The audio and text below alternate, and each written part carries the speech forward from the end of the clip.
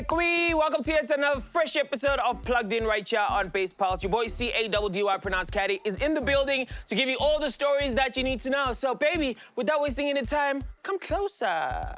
Our first story is gonna kick off with hip-hop news. Now, Usimamane just wants to send a message out there and let everybody know that, yo, it's not easy to drop a fire track. And with all these people always closing him and blocking him from doing great things and saying, yeah, he doesn't deserve to be a GOAT, it's cool, it's fine. He just doesn't want to be a GOAT. He wants to be known as the artist who drops amazing music. Usimamane, we love you. We're listening to you, bro. Just don't listen to these haters outside. They don't know what to talk about, so they're only gonna talk about you. So, homeboy, keep dropping the fire tracks, keep pulling up in the front seats, and keep doing your thing because you are Usimamane.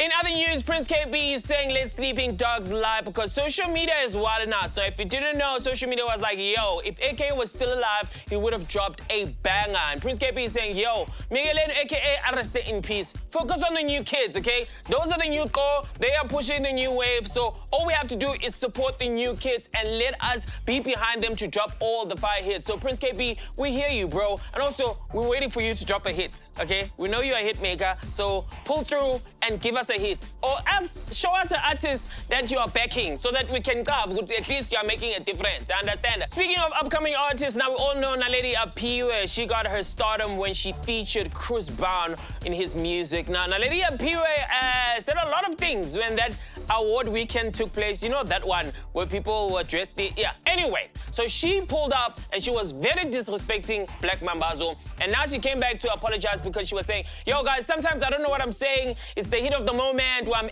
angry, I'm putting so much work, but I'm not getting any grace for it. But Naledi, we understand. You're still new, you're still young, just trying to figure out the game, so we see you. But the fact that you pulled through and apologized, we take that, okay? Next time, just valumlomo, kia, lakelis kia, do your thing, drop the music, and just keep quiet, baby girl.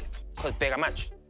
In other news, you see these Americans, or let me say artists around the world, are trying to come and fill the court because South Africa, it tastes delicious. If you didn't know, Jorja Smith is coming through to South Africa at our biggest festivals that always takes place in Cape Town, and she's gonna be headlining there. We're super excited to see her. I mean, if you don't know any Jorja Smith music, be sure to listen to it right now so that when she lands on that stage, we all sing along. Jorja, we can't wait to see you, and we can't wait to witness your court because when you're here, we don't call it anything else except court. So Jorja, come on. In other news, Tiwa Savage wants to thank Don Jazzy for guiding her in her music career. Now, if you didn't know, Tiwa Savage started off her career doing R&B on Afrobeats music. That's kind of very difficult when especially Afrobeats is trying to pull up and R&B has always been there. And you know how it is with African artists and international artists. R&B, but she was like, yo, thank you so much, Don Jazz, for always guiding me and protecting me and showing me how to do this music thing and being sure that my career is still relevant to the world. So this comes to show, Guti, every artist needs a mentor, somebody who's gonna guide them and make sure they're doing the right thing. Because if you don't have any other powers,